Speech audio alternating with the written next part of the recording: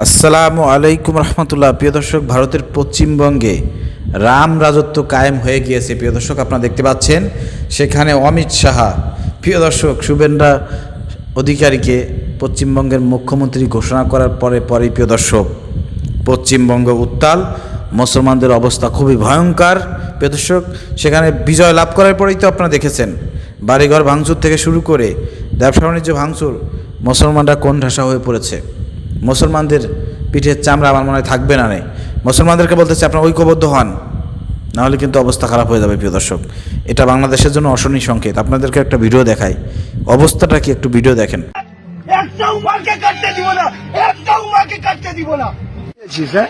এগুলো কোথায় নিয়ে যাচ্ছিস? নাম বন্ধুবান স্যার, এই যে আমাদের গৌমাতাদেরকে দেখুন, এই যে দেখুন, দাও সবাইকে দাও, মারবো শালা, গরিব মারবো শালা, হ্যাঁ গরিব মানুষ শালা, তুই এদেরকে কাটতে নিয়ে যাবি রে শালা, ভাগ শালা, হ্যাঁ খোল, তো গাড়ি আগুন লাগাবো, খোল, খুলবি কি গাড়ি? ভাই সাহস কি করে হলো? কালকে রাম রাজত্ব প্রতিষ্ঠা হয়েছে, আর রাম রাজত্ব প্রতিষ্ঠা হয়েছে, গরু নিয়ে যাচ্ছে আজকে। আজকে বীরভূমে গরু কাটবে, আমাদের গরু কাটা হবে না, একটা উমাকে কাটতে দিব না, একটা উমাকে কাটতে দিব না। ভালো করে প্রিয় দর্শক, দেখলেন অবস্থাটা কি? গরু নিয়ে যাচ্ছিল, মাঝপথে তাদেরকে ধরে কিভাবে তাড়িয়ে দিল দেখছেন। গোমাতা এত দরদ, মানুষের প্রতি এদের কোনো দরদ নাই, কিন্তু গরুর প্রতি তাদের কত দরদ। এরা গরু জবাই করতে দেয় না, কোরবানি করতে দেয় না, অথচ এই ভারতের গরু, এই যে যত আপনি পশ্চিমা কান্ট্রি, আপনার মধ্য কান্ট্রি যেগুলো আছে, মধ্যপ্রাচ্য যত মুসলমান কান্ট্রি আছে, আরব কান্ট্রি আছে, প্রিয় দর্শক, সব কান্ট্রিতে এই ভারতের গরু পাওয়া যায়। কেন কেন পাওয়া যায়? হ্যাঁ, গরু জবাই যদি তারা না দেয় তাহলে ওইখানে যায় কিভাবে? হ্যাঁ, কত বড় ভণ্ড চিন্তা করেন এরা। মুসলমানদের কোরবানি করতে দেয় না, গরু জবাই দিতে দেয় না, অথচ তারা পার্সেল করে পাঠিয়ে দিচ্ছে বিদেশে, বিক্রি করতেছে, রপ্তানি করতেছে, ব্যবসা করতেছে। এদের মতন ভণ্ড আছে এই পৃথিবীর বুকে।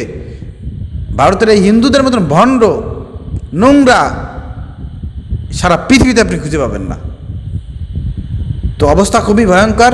বিজেপিকে অলরেডি নির্দেশ দেওয়া হয়েছে, প্রত্যেকটা সীমান্তে কঠোর নির্দেশনা, নজরদারি দিতে হবে, কারণ যে কোনো সময় পুশিনি ঘটনা ঘটতে পারে। কারণ ওইখানে অত্যাচার নির্যাতন সহ্য করতে না পেরে বাংলাদেশের দিকে কিন্তু ছুটবে না সব।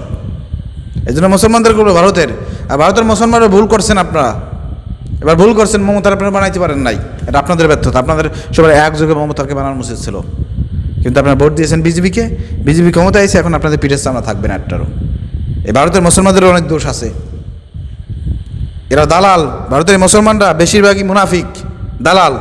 ওরা বুঝতে পারে নাই, ওরা মমতাকে ভোট না দিয়ে বিজেপিকে ভোট দিয়ে আজকে ক্ষমতা নাইছে। এখন সেই বিজেপি ওদের ভোটকে অস্বীকার করে, বলে যে আমরা মুসলমানদের কোনো ভোট পাই নাই, হিন্দুদের ভোট পাইছি।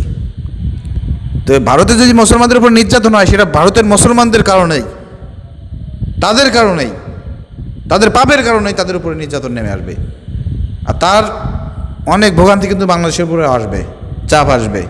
দেখেন কি হয় সামনে। বাংলাদেশকে বলবো, ঘাস খেয়ে হলেও মিসাইল বানান, নাহলে অবস্থা কিন্তু খারাপ হবে, কিছুই করতে পারবেন না। ওই বক্তব্যই, বড় বড় কথা, ওই ধাপে কিছু হবে না। ডালতলার যুদ্ধ না, এর এখান জায়গায় বসে যুদ্ধ, সেগুলো তৈরি করেন, সেগুলো আমদানি করেন, নাহলে কিন্তু সার্বভৌমত্ব নিয়ে কিন্তু বাংলাদেশের সার্বভৌমত্ব হুমকির মুখে পড়বে।